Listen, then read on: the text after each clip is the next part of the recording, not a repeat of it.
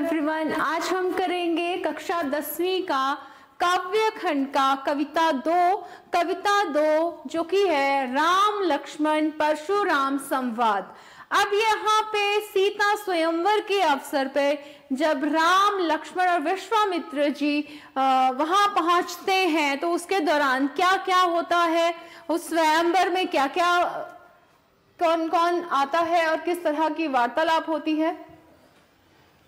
तो सबसे पहले जो हमारा पद है, नाथ शंभु धनु भंज निहारा, होई केऊ एक दास तुम्हारा, आयसु कह कही किन मोही, सुनी रिसाई बोले मुनि कोही, सेवको सो जो करे सेवकाई, अरकरनी करी करी अलराई, सुनहु राम जेहि शिव धनु तोरा, सहस्त्र बाहु सम सो रिपु मोरा, सो बिलगाओ बिहाई समाजा, नाते मारे जय ही सब राजा। अब यहाँ पे तुलसीदास जी बता रहे हैं कि जो परशुराम को जब गुस्सा आता है तो उन्होंने क्रोध में कहा था, और उन्होंने क्यों कहा था, क्योंकि जब सीता स्वयंवर पर राम जी ने वो धनुष उठाया और धनुष उठाते ही क्या हुआ था, वो टूट गया था। तो परशुराम बहुत क्रोधित हो गए थे। तो इसको हम डिटेल में करते हैं। परशुराम के क्रोध को देखकर श्री राम बोले थे, नाथ शंभु धनु भंज निहारा, शिव जी के धनुष को तोड़ने वाला आपका ही कोई दास होगा। अब यहाँ पे उन्होंने कहा था कि जिसने ये धनुष तोड़ा है, ठीक है। तो ये जो यहाँ पे परशुराम है उनके साथ बात कर रहे हैं कि जिसने भी ये शिव जी का धनुष तोड़ा है, राम जी कह रहे हैं, वो आप ही का कोई दास होगा। क्या आज्ञा है, मुझसे क्यों नहीं कहते। अब राम यहाँ पे कह रहे हैं कि क्या आज्ञा है, आप मुझसे क्यों नहीं कहते। यह सुनकर मुनि क्रोधित होकर बोले। अब जैसे ही आयसु कह किन मुनि, सुनी रिसाई बोले मुनि को ही। अब यह सुनकर जो मुनि थे वो और ज्यादा क्रोधित हो गए और उन्होंने कहा, अगर वह सेवक होता, सेवको सो जो करे सेवकाई, अगर वह सेवक होता तो वह सेवा करता, वह शत्रु भरा कार्य नहीं करता। अरकरनी करी करी लड़ाई, वो शत्रु का काम करके कोई लड़ाई थोड़ी करने वाला है, कोई लड़ाई थोड़ी कर सकता है वो। अगर वो सेवक होता तो वो सेवा करता, लड़ाई नहीं करता।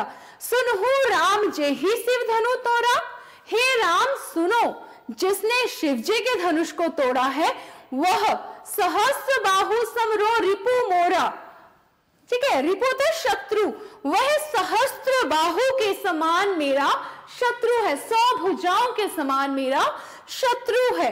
100 बिलगाओ बिहाई समाजा, ना तो मारे जाहे ही सब राजा, वह इस समाज को छोड़कर अलग हो जाए, नहीं तो यहाँ पे उपस्थित जो भी राजा हैं उन सब को मैं मार दूंगा, वो सब के सब राजा मारे जाएंगे। तो परशुराम बहुत गुस्से में है, बहुत क्रोधित है कि जब शिव जी का धनुष उन्होंने टूटा हुआ देखा तो वो कितने गुस्सा हो जाते हैं। वो कह रहे हैं कि वह इस समाज को छोड़कर, मतलब वो जो भी वहां सभा में उपस्थित हैं, अगर वो उन राजाओं से अलग नहीं हुआ तो ये जो सब के सब राजा यहाँ उपस्थित हैं वो भी मारे जाएंगे, ठीक है। सो आगे देखेंगे।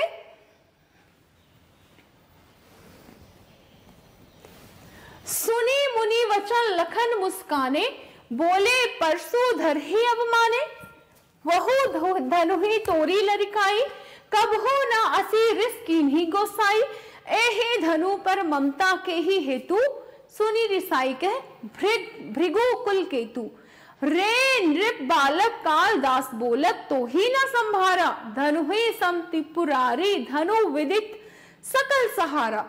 अब यहाँ पे सुनी मुनि वचन, यहाँ पे मुनि के जो वचन थे उसको सुनकर लखन मुस्काने, लक्ष्मण मुस्कुराने लगे, बोले परशुधर ही अवमाने, उनका अपमान करते हुए बोले। अब परशुराम के वचन सुनकर जब लक्ष्मण जी मुस्कुराने लगे और उनका अपमान करते हुए, जब उनको बीच में उन्होंने टोक दिया है ना, बीच में वो बोल पड़े, उनकी बात को काट दिया, तो उनका अपमान करते हुए बोले बचपन में हमने बहुत सी धनुहियां तोड़ी, जब हमने बचपन में इतने वह धनुही तोड़ी लड़काई, कबहू ना आसिर कीन्ही गोसाई। मतलब बहुत से जब उन्होंने धनुहियां तोड़ी थी, किंतु तब आपने कभी ऐसा क्रोध नहीं किया। जब बोल रहे हैं कि बचपन में हम धनुष तोड़ते थे, तब तो आपने कभी हमें इतना गुस्सा नहीं किया, तो अब ऐसा क्या हो गया है? यही धनु पर ममता के ही हेतु, इसी धनुष पर इतनी ममता किस कारण है? ये जो ममता है इस धनुष पे, वो किस कारण है? यह सुनकर भृगु वंश की ध्वजा स्वरूप सुनी रिसाई कह भृग कुल केतु। यह सुनकर जो भृगु वंश की ध्वजा स्वरूप परशुराम जी क्रोधित होकर कहने लगे, रे नृप बालक काल बस बोलत तो ही न संभारा। तुम राजपुत्र हो जो कि काल के वश में होकर मुझसे बात कर रहे हो। अब काल का वश मतलब मौत के मुंह में होकर मुझसे बात कर रहे हो, तुझे बोलने का भी कुछ होश नहीं है। सारे संसार में विख्यात शिव जी का यह धनुष क्या धनुही के समान है? धनुही सम त्रिपुरारी धनु विदित सकल संसारा। अब वो बोलेंगे पूरा का पूरा संसार जो है इस धनुष को जानता है। अरे तुम्हें तो ये भी नहीं पता था कि तुम बोल क्या रहे हो, तुम इतना भी नहीं जानते कि तुम शिव जी के धनुष को धनुही कह रहे हो। अगला काव्यांश देखेंगे हम। लखन कहा हंसी हमरे जाना।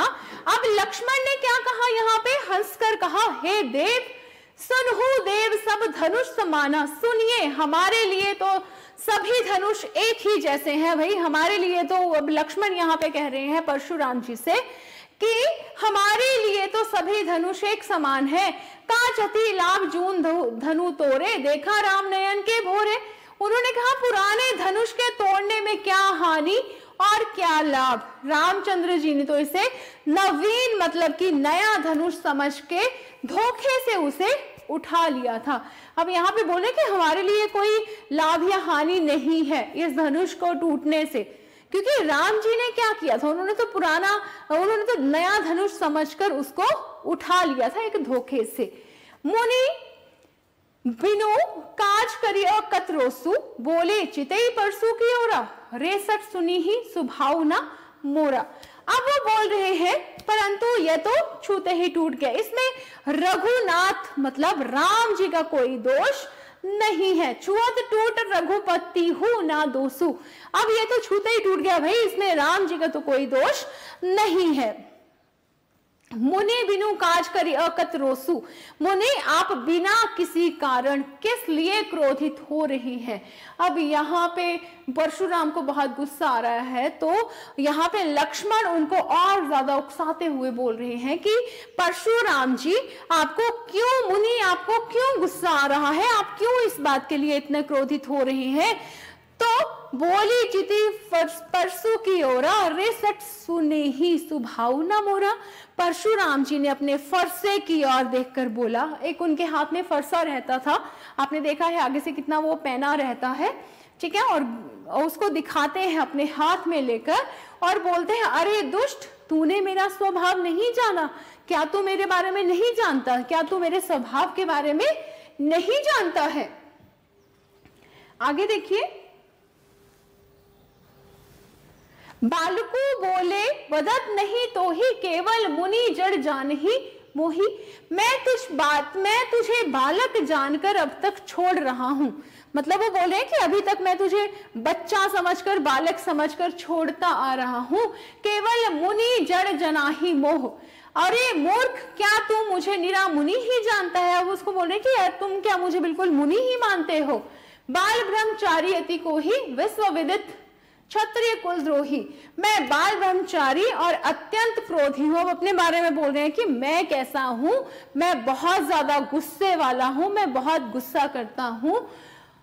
विश्व विदित क्षत्रिय कुलद्रोही, क्षत्रिय कुल का शत्रु तो विश्व भर में विख्यात हूं। बोले क्षत्रिय कुल का शत्रु हूं तो पूरे विश्व भर में विख्यात है, प्रसिद्ध है। भुजवल भूमि भूप विनु की ही, विपुल बार मही देव दीन ही। अब वो बोले कि अपनी भुजाओं के बल से मैंने पृथ्वी को राजाओं से रहित कर दिया था। बोल रहे हैं कि मैं इतना, मुझ में इतनी शक्ति है, मैं इतना शक्तिशाली हूं कि मैंने कई राजाओं को भूमि रहित कर दिया है, मतलब मैंने कई राजाओं को खत्म कर दिया है और बहुत बार उसे ब्राह्मणों को भी दे डाला है। हे राजकुमार, सहस्त्र बाहु की भुजाओं को काटने वाले मेरे इस फरसे को देखो। सहस्त्र बाहु भुज छेद निहारा, परसों बिलोकु महीप कुमारा। अब वो बोल रहे हैं कि ये जो सहस्त्र बाहु भुजाओं को काटने वाला मेरा फरसा है, जरा इसे ध्यान से तुम देख लो। राजा के बालक, तू अपने माता पिता के को सोच के वश में ना कर। अब वो बोल रहे हैं कि तू अपने माता पिता को सोच के वश में क्यों कर रहा है? माता पिता के बारे में सोच, उनका ध्यान कर। तू मुझसे जिस तरह से बात कर रहा है, मैं तुझे उनका बालक समझ के अब तक छोड़ रहा हूं। गर्भ के अभर्क दलन पर सो मोर अति घोर। मेरा ये जो फरसा है ये बहुत भयानक है। अब वो फरसे के बारे में बता रहे हैं, पहले अपने बारे में बता रहे थे और फरसे के बारे में बता रहे हैं कि मेरा जो ये फरसा है ये बहुत भयानक है, ये गर्भ के बच्चों का भी नाश करने वाला है। मतलब ये इतना निर्दयी है कि ये गर्भ में पल रहे बच्चे का भी नाश कर सकता है। आगे देखिए,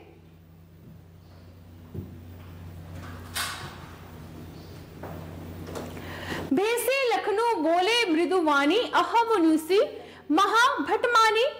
अब लक्ष्मण जी यहाँ पे हंसकर बोल रहे हैं कोमल वाणी से कि मुनिधर, आप अपने को बहुत बड़ा योद्धा समझते हैं क्या? आप खुद को बहुत बड़ा योद्धा समझते हैं? पुनी पुनी मोही दिखाव कुठारू, चाहत उड़ावन फूंकी पहाड़ू। बार बार वही मुझे क्यों ये कुल्हाड़ा दिखा रहे हैं? बार बार आप मुझे ये कुल्हाड़ा क्यों दिखा रहे हैं? यहाँ कोई कुम्हड़े की बतिया, मतलब जो बहुत छोटा सा फूल होता है, उस बहुत छोटा सा फल होता है, उसके बारे में बात कर रहे हैं। कोई तर्जनी उंगली को देखते ही मर नहीं जाएगा। तर्जनी उंगली होती है जो हमारे अंगूठे के पास वाली उंगली होती है, कि मैं इतना कमजोर नहीं हूं कि आप मुझे इस उंगली से इशारा करेंगे और मैं खत्म हो जाऊंगा। देखी कुठारू रससन बाना, मैं कुछ कहा सहित अभिमाना। भृगु सुत समूझी जनेऊ बिलोकी, जो कुछ कहू सहेऊ रिस रोकी। सुर महिसुर हरिजन अरुगाई, हमारे कुल इन पर न सुराई। अब यहाँ पे बोल रहे कि कुठार और धनुष बाण देखकर ही मैंने कुछ अभिमान सहित कहा था। अब वो बोल रहे कि मैंने आपके फरसे को भी देखा था भाई, और मुझ में बहुत अभिमान है, मैं बहुत शक्तिशाली हूँ। अब लक्ष्मण भी अपने इसमें आ गए हैं, वो बोल रहे हैं कि मैं सब जानता हूँ, इसीलिए मैंने ये सब कहा था। भृगुवंशी समझकर और यज्ञोपवीत देखकर तो कुछ आप कहते हैं, मतलब ये सब तो आप समझते हैं, इसके बारे में तो भाई आप बात करते हैं कि आप कौन से परिवार से हैं, खानदान से हैं। उसे मैं क्रोध को रोककर सह लेता हूँ। बोल रहे हैं कि आप जो बोलते हैं उसे मैं फिर भी अपना गुस्सा रोककर सुन रहा हूँ, सह रहा हूँ। देवता, ब्राह्मण, भगवान के भक्त और गौ, इन पर हमारे कुल में वीरता नहीं दिखाई जाती। अब वो लक्ष्मण कह रहे हैं कि देवता है, ब्राह्मण है, भक्त है भगवान के, और गौ जो है, इन पर हमारे कुल में कोई वीरता नहीं दिखाई जाती है। हम इनको नहीं मारते हैं, इनको मारने से पाप लगता है। आगे देखिए, आगे हमारा काव्यांश है। बच्चे पापू अपकीर्ति हारे, मारतहु पाप परि तुम्हारे। कोटि कुली सम वचनु तुम्हारा, व्यर्थ धरहु धनुवान कुठारा। जो बिलौकी अनुचित कहू, छमहु महामुनि धीरा। सुनी सरोप भृगुवंश सम मुनि, बोले गिरा गंभीर। अब यहाँ पे बोले क्योंकि इनको मारने से क्या होता है? इनको मारने से पाप लगता है और इनसे हार जाने पर अपकीर्ति होती है। इसलिए आप, वो बोल रहे हैं कि इसलिए आप मारे भी तो आपके पैर ही पड़ना पड़ेगा, क्योंकि आप मुनि हैं। अगर आप कुछ भी करेंगे हमें आपके पैर ही पड़ना पड़ेगा। आपका एक एक वचन करोड़ों वचनों के समान है। वो उनको बोल रहे हैं आपका जो एक एक वचन है वो हमारे लिए करोड़ों वचनों के समान है। धनुष, बाण और कुठार तो आप व्यर्थ ही धारण करते हैं। आपके तो बोल रहे हैं कि वचन भी बहुत हैं, आप तो ये धनुष और जो कुठार, जो फरसा आपने पकड़ा है, ये तो आपने व्यर्थ में ही धारण किया है। इन्हें देखकर मैंने कुछ अनुचित कहा हो तो उसे ही धीर, अगर ये बोल रहे हैं कि मैंने आपको अगर कुछ फिर भी अनुचित कह दिया हो तो महामुनि मुझे क्षमा कर दीजिए। यह सुनकर भृगुवंश मणि परशुराम जी क्रोध के साथ अब गंभीर वाणी में बोलते हैं। अब यहां पे परशुराम जी को बहुत क्रोध आ जाता है, ठीक है, तो वो बहुत गुस्सा हो जाते हैं उनकी बात सुन के। ठीक है, थैंक यू, उम्मीद है आपको इतना समझ आ गया होगा।